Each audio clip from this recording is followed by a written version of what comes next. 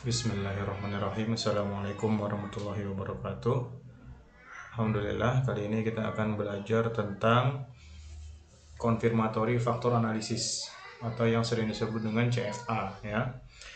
Nah, CFA ini adalah lanjutan dari analisis faktor eksploratory.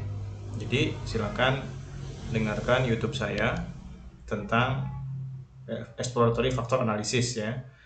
Di YouTube saya ada, silakan dengarkan. Kemudian setelah kita menemukan item-item yang menjadi indikator, ini item yang kotak-kotak ini menjadi suatu indikator dari suatu aspek ya. Aspek terdiri dari item-item sudah ketahuan dari EFA ya. Ini juga ada dua aspek ya. Contoh yang saya berikan dua aspek, ada item-itemnya ini terdiri dari dua aspek. Nah, setelah kita temukan, maka kita bisa konfirmasi apakah model tersebut itu tepat atau fit. Nah, itu kita bisa lakukan yang namanya confirmatory factor analysis. Nah, kita pakai JASP ya. JASP aplikasinya silakan download JASP. Itu free download, tidak ada bayar-bayar ya. Jadi banyak aplikasi untuk CFA, ada Lisrel, ada Amos ya, ada yang R yang aplikasi R yang online juga ada, JASP juga ada. Ini JASP juga basisnya adalah R ya. Nah, oke, kita akan mulai bagaimana cara melakukan ini ya, confirmatory factor analysis. Oke, yang pertama adalah ini saya close aja dulu biar kita seakan-akan dari awal. Nah, ini ada beberapa referensi, nanti kita akan lihat. Pertama, siapkan dulu datanya ya. Ini saya ada contoh kebersyukuran, ada kalau nggak salah ini ada 10 item ya, 7 dan 3. Ada 10 item. Ini contoh aja sih sebenarnya. Ini contoh aja ya. Sebenarnya ini bukan buat CFA ya, cuma ya contoh ya. Nah, yang perlu disiapkan adalah Excel-nya ya, data Excel-nya dulu, seperti tabulasi seperti biasa seperti ini ya. Ini skor aspek ini sebenarnya nggak perlu juga nggak apa-apa, cuma ya nggak apa-apa, ada juga nggak apa-apa ya, nanti tinggal jangan di-include gitu ya. Nah, ini sudah ada semuanya, nanti save ya, save as-nya itu nanti di save. Itu kalau saya biasanya pakai ini nih, save as ke open dokumen spreadsheet. Ya, kalau saya pakai ini karena lebih bisa dibuka pakai Excel dengan mudah. Ya, bisa juga pakai CSV ya. CSV ini bisa juga, dan macam-macam, ada beberapa format. Tapi saran saya pakai aja yang open dokumen spreadsheet ya. Ini lebih simpel ya. Nah, baru kita, jadi dia main datasheetnya bukan di close. Dia JASP-nya tapi dia main datasheetnya di Excel ya. Jadi kalau mau merubah-rubah di Excel-nya ya. Nah ini ya, sudah di save gitu ya. Nanti kita tinggal buka JASP-nya ya. Tinggal buka JASP-nya, ya, abaikan saja ya. JASP-nya kita tinggal buka, JASP. Nah, ini dibuka aplikasinya ya, tinggal open aja, open data file ya. Dari sini juga bisa nih, open dari sini juga bisa, terserah. Nah, ini tinggal dipanggil aja ya dari komputer, dari mana filenya tadi, Excel-nya ya, yang open ODS tadi ya, open dokumen spreadsheet tadi. Nah, jadi saya sudah saya panggil ya, saya contoh ya, saya panggil latihan SEM ini kalau nggak salah ya, ini open dokumen spreadsheet ini. Nah, ini ya filenya ya. Nah, masuk ke JASP. Nah, ini perlu diketahui bahwa ini tipe data harus dirubah. Kalau mau CFA, tipe data harus dirubah ke scale. Ini diklik. Nah, ini ada scale ordinal nominal, ini wajib dirubah ke scale ya, wajib ya. Ya, kita tahu ini datanya ordinal, tapi kalau nggak begitu nggak bisa.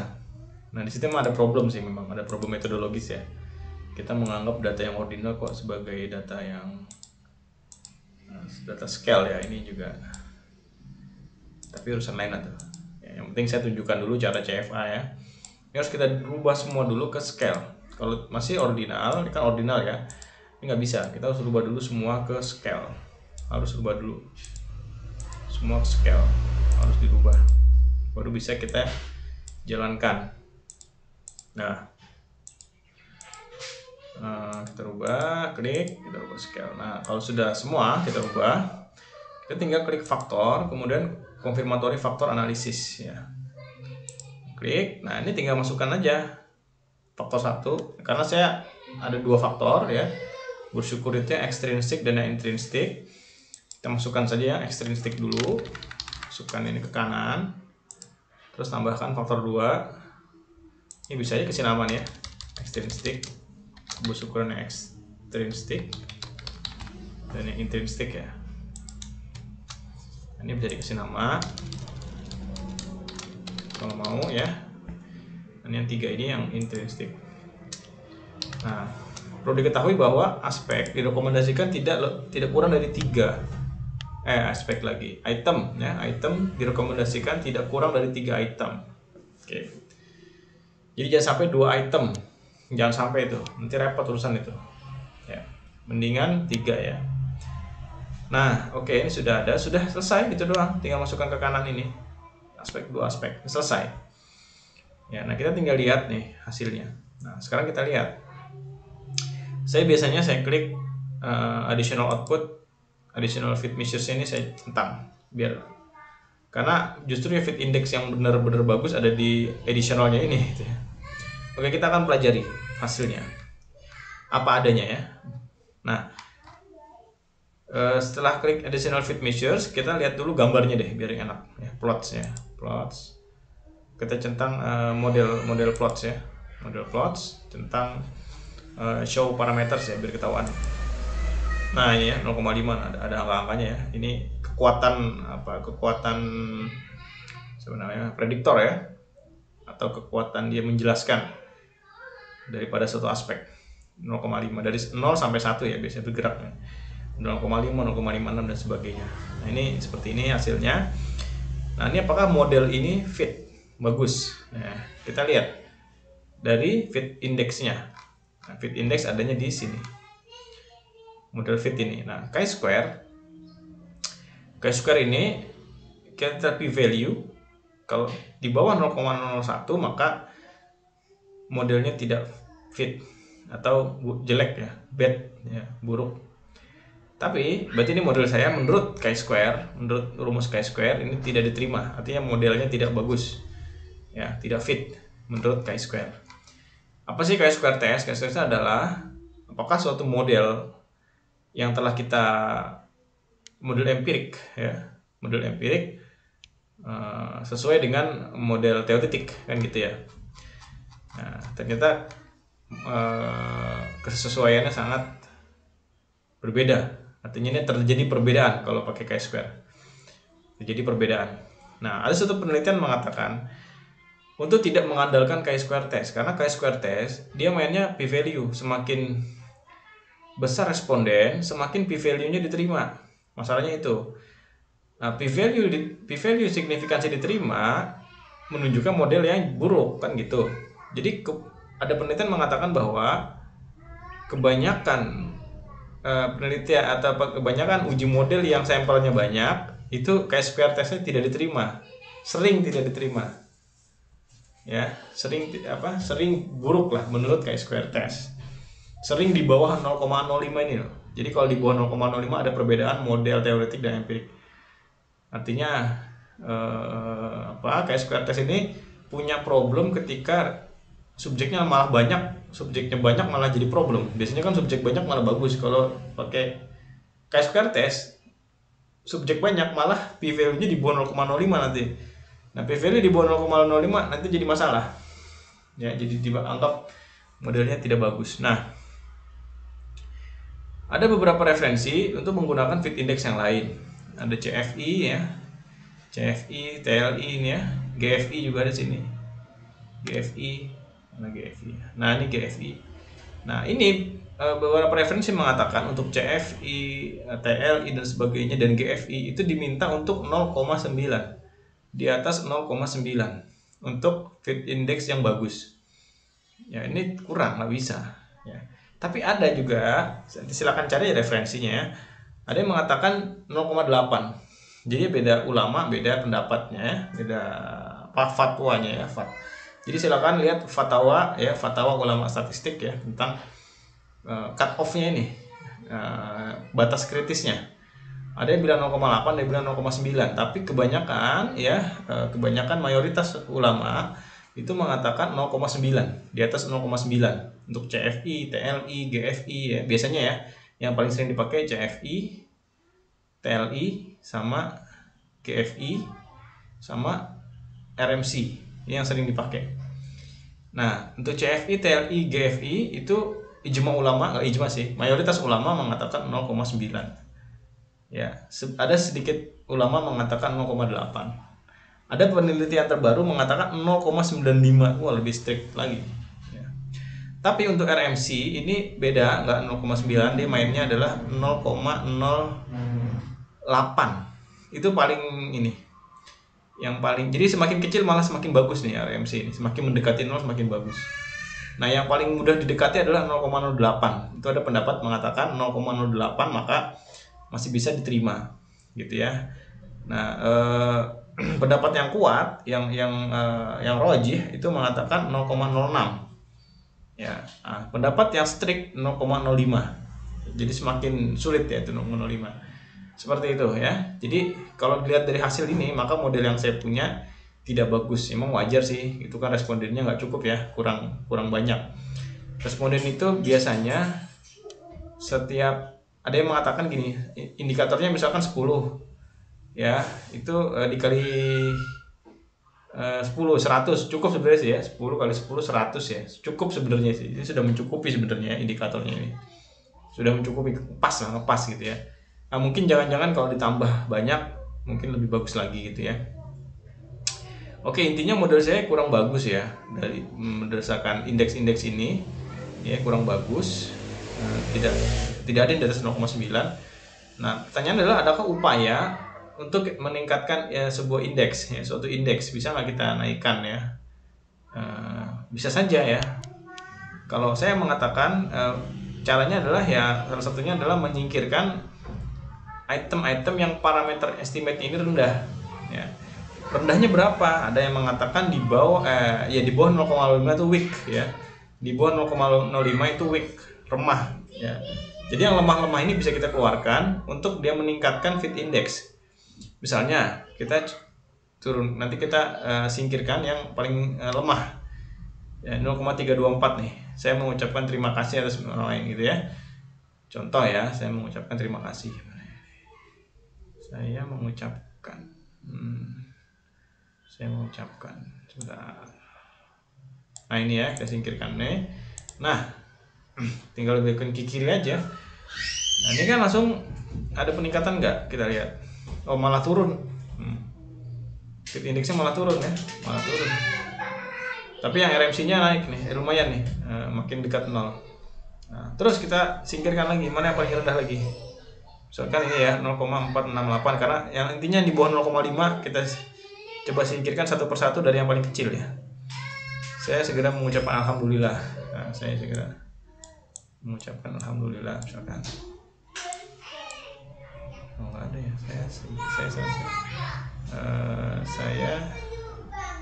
ketika. Nah ini benar, singkirkan.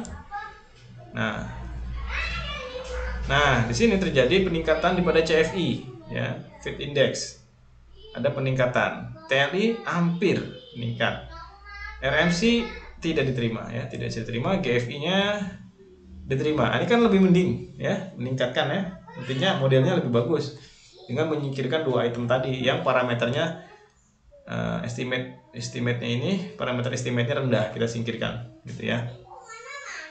Atau loadingnya, bisa dikatakan loadingnya rendah, bisa disingkirkan. Nah ini kan ada lagi yang rendah nih, loadingnya. Saya mengucapkan pujian kepada Allah.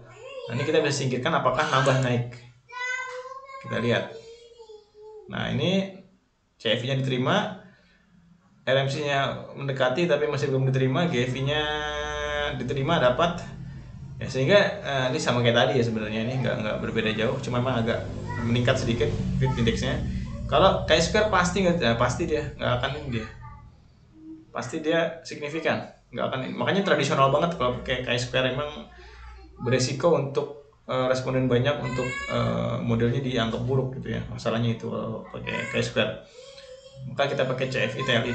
Sebenarnya kan silakan pakai model-model lain ini, silakan baca saja ininya ya, referensinya ya. Ini ada yang 0,9 sudah banyak nih, biasanya sih 0,9 ya, biasanya 0,9 ya nih, yang kayak gini-gini nih indeksnya. Ini sudah banyak yang 0,9 ya, dengan disingkirkan tadi ya. Nah, ini mau disingkirkan lagi apa enggak ya, silakan. Ini ada dua nih.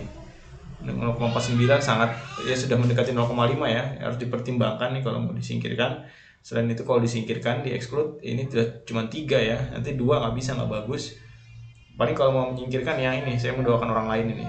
Kalau mau disingkirkan, kita coba lihat. Nah, ini udah nggak boleh disingkirkan lagi, udah nggak bisa ini. Ini udah nggak bisa ini udah mentok ini. 33 udah minimum ya, udah minimum. Kita lihat terjadi peningkatan apa tidak.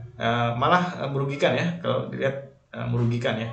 Kayaknya RMC-nya tadi udah hampir deket, ini malah naik lagi. GFI-nya ya 0,9, makin bagus. TLI-nya nggak terima. Tadi kayaknya sempat diterima ya, malah jadi nggak diterima. Nah, kalau seperti ini mendingan kita kembalikan lagi ya. Saya mendoakan orang lain ini ya. Nah, oh iya emang nggak diterima ya. Ya, pokoknya seperti itulah ya. Kita satu persatu kita exclude item-item yang estimate-nya rendah. Ini kalau memang dilihat hampir seluruhnya estimate-nya kurang begitu bagus ya. Oke, jadi pada intinya dengan kita sedikit singkirkan beberapa item, membuat alat ukur ini dengan item yang dikurangi, ini ada 7 jadi 7 ya, kebersyukuran jadi 7, itu modelnya lebih fit ya, menjadi lebih fit. Ada beberapa fit index yang dianggap fit, ada beberapa yang tidak dianggap fit. Nanti itu tinggal didiskusikan saja di bagian pembahasan ya, bagaimana keputusannya bagaimana. Terserah itu mau pakai expert kayak apa, terserah, bukan urusan saya itu ya, terserah kalian tuh urusan tuh ya. Nah, sudah seperti itu. Kemudian kita satu lagi perlu diketahui, ini loading factor udah ya, indeks udah, tentang ini ya, covariance ya, atau overlapping bisa dikatakan ya, overlapping antara extrinsic dan intrinsic. Ini dua aspek ini nggak boleh terlalu kuat hubungannya ya, karena kalau dua aspek ini terlalu kuat hubungannya, itu sama saja dia overlap atau menerangkan hal yang sama. Buat apa dua aspek kalau kedua-duanya adalah hal yang sama, kan gitu ya. Nah, kalau ini sebenarnya bagus ya, artinya extrinsic dan intrinsic ini apa sih namanya, otentik ya, punya otentisitas sendiri-sendiri, karena estimate-nya 0,5 ya. Estimate tuh beta ya, gambarnya beta gitu ya, bisa simbolnya ya, itu 0,5. Tidak boleh ini lebih dari 0,8 ya, ada difatwakan seperti itu ya. Ada fatwa mengatakan bahwa tidak boleh lebih daripada 0,8, setidaknya 0,5, bukan setidaknya 0,5 masih bagus ya. Tapi juga jangan sampai p-value-nya ini ditolak ya. P-value ini jangan sampai ditolak juga. Kalau p-value-nya ditolak, itu tergantung sih. Tapi kan namanya suatu model itu kalau ada aspek ya, minimal aspeknya itu saling berhubungan dong gitu loh. Kebersyukuran ekstrinsik dan intrinsik ya berhubungan dong, karena dia dekat kan ya, seharusnya dia berhubungan.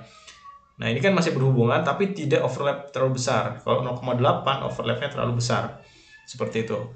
Nah, ini juga bisa menjadi parameter yang disebut dengan diskriminan validity dalam tataran aspek ya. Jadi validasi diskriminan atau validitas diskriminan pada tataran aspek, bukan pada tataran antar skala ya, tapi di dalam skala intraskala itu sendiri. Artinya mendiskriminasi satu aspek, mendiskriminasi dengan item yang aspek yang lain ya, satu aspek mendiskriminasi aspek yang lain. Itu bisa juga dijadikan sebagai parameter validitas diskriminasi yang sifatnya internal gitu ya. Oke, nah kemudian yang terakhir kita perlu tahu bahwa CFA itu ada dua versi. Ada versi first order atau first order itu adalah level mencabai, level 1, level 2, bukan cabai kali ya. Ya level first order ya, tataran pertama. Ada yang model tataran kedua, artinya ini dua aspek ini apakah bagaimana. Ya, jadi kalau ingin melihat dua aspek ini bagaimana mengukur kebersyukuran, nah itu namanya second order. Kita tinggal klik nih. Nah, di mana ya? Oh, ini second order nih. Tinggal kita masukin aja. Dulu. Jadi second order. Nah, seperti ini. Oh, ini namanya Haywood effect nih ya. Ini terjadi Haywood effect nih istilahnya nih. Ini kalau saya lihat ya second order ya, second ordernya ini adalah kebersyukuran itu sendiri. Jadi dua aspek ini manakah yang lebih apakah keduanya ini mengukur kebersyukuran. Nah, ini saya nggak tahu, ini nggak jalan ya, ini nggak jalan nih ininya apa namanya, aplikasinya nggak keluar, parameternya banyak yang nggak keluar ini ya, second ordernya ini ya. Nah, ya sudah ya, nggak keluar, mau gimana lagi ya, second ordernya nggak keluar. Ya bukan ya, ini memang nggak keluar.